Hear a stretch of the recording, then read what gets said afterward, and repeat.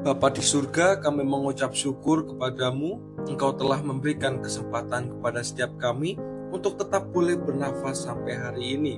Itu semua karena kebaikan-Mu dalam hidup kami. Sebentar lagi kami akan merenungkan sebagian dari firman-Mu. Tolong Tuhan berkati perenungan hari ini, agar melalui firman-Mu, Roh-Mu dapat bekerja dalam hidup kami. Terima kasih Tuhan Yesus, di dalam nama-Mu kami telah berdoa. Amin. Shalom, salam sejahtera yang dari Tuhan kita Yesus Kristus dimanapun saudara sekalian berada saat ini.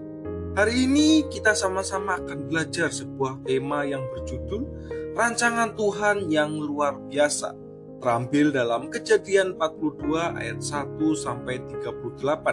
Namun kita akan membacakan ayat yang ke-7 sampai yang ke-9. Demikian firman Tuhan. Ketika Yusuf melihat saudara-saudaranya, segeralah mereka dikenalnya, tetapi ia berlaku seolah-olah ia seorang asing kepada mereka. Ia menegur mereka dengan membentak. Katanya, "Dari manakah kamu?" Jawab mereka, "Dari tanah Kanaan untuk membeli bahan makanan." Memang Yusuf mengenal saudara-saudaranya itu, tetapi dia tidak dikenal mereka. Lalu teringatlah Yusuf akan mimpi-mimpinya tentang mereka. Berkatalah ia kepada mereka, "Kamu ini pengintai. Kamu datang untuk melihat-lihat di mana negeri ini tidak dijaga." Saudara sekalian, jika Anda diberi satu pertanyaan, apa tujuan hidup Anda selama ini? Saya yakin saudara sekalian pasti akan menjawab, "Tujuan saya adalah membahagiakan keluarga atau orang yang dikasihi."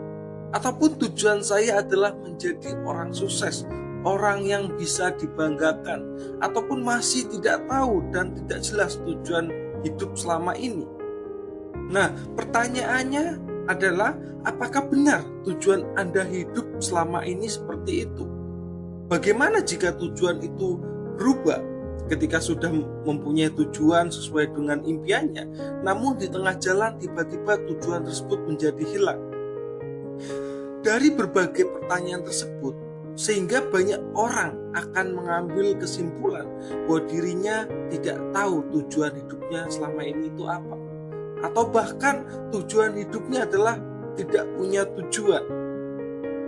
Saudara sekalian, hal semacam itu pernah terjadi pada Yusuf. Ketika Yusuf bermimpi bahwa berkas-berkas gandum milik saudaranya sujud menyembah berkas gandum milik Yusuf. Mungkin Yusuf tidak tahu apa tujuan Allah dalam hidupnya ketika bermimpi semacam itu. Meskipun Yusuf bisa menafsirkan mimpi seseorang, tetapi dia sendiri tidak bisa menafsirkan mimpinya sendiri. Kalaupun dia tahu bahwa dirinya akan menjadi penguasa atas saudara-saudaranya, namun perjalanan hidupnya untuk menjadi penguasa Mesir tidak diduga oleh Yusuf itu sendiri. Bagaimana bisa menjadi penguasa padahal dirinya sedang dijual menjadi seorang budak dan menjadi seorang tahanan penjara? Yusuf menyadari bahwa maksud mimpinya adalah memelihara satu bangsa yang besar dari bencana kelaparan. Di dalam ayat yang ke-9a dikatakan, "Lalu teringatlah Yusuf akan mimpi-mimpinya tentang mereka. Ketika itu terjadi kelaparan yang besar di seluruh bangsa, sehingga membuat saudara-saudara Yusuf datang ke Mesir untuk mendapatkan bahan makanan." Yusuf baru menyadari bahwa tujuan ia hidup adalah memelihara satu bangsa yang besar ketika sudah melewati belasan tahun dan melewati berbagai tantangan yang dialami selama ini. Yusuf baru menyadari ketika sudah terjadi kelaparan yang besar yang membuat anak-anak Yakub datang ke Mesir. Saudara sekalian, apa yang dapat kita pelajari dari bagian firman Tuhan ini? Bagi saudara sekalian yang masih belum menemukan tujuan hidupnya seperti apa, datanglah kepada Tuhan, biar Tuhan sendiri yang akan tunjukkan. Bagi saudara yang sering sekali berubah-ubah tujuan hidupnya, tergantung situasi dan kondisi, mintalah pimpinan Tuhan agar dibukakan jalan bagi saudara.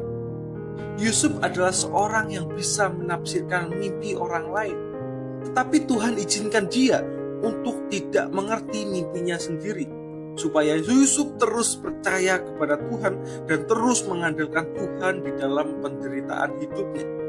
Tuhan izinkan itu semua supaya Yusuf tetap terus mengandalkan hikmat Tuhan di dalam perjalanan hidupnya sebagai orang yang akan menyelamatkan satu bangsa yang besar, yaitu bangsa Israel. Demikian juga dengan kita. Tuhan sudah siapkan rancangan-rancangan yang luar biasa di dalam hidup saudara sekalian.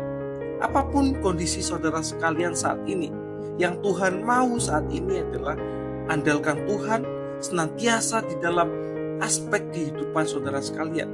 Maka kita akan mendapatkan pimpinan dari Tuhan hingga tujuan tersebut dibukakan kepada setiap kita. Sebenarnya apa tujuan kita hidup? Yaitu untuk kemuliaan nama Tuhan. Amin untuk firman Tuhan.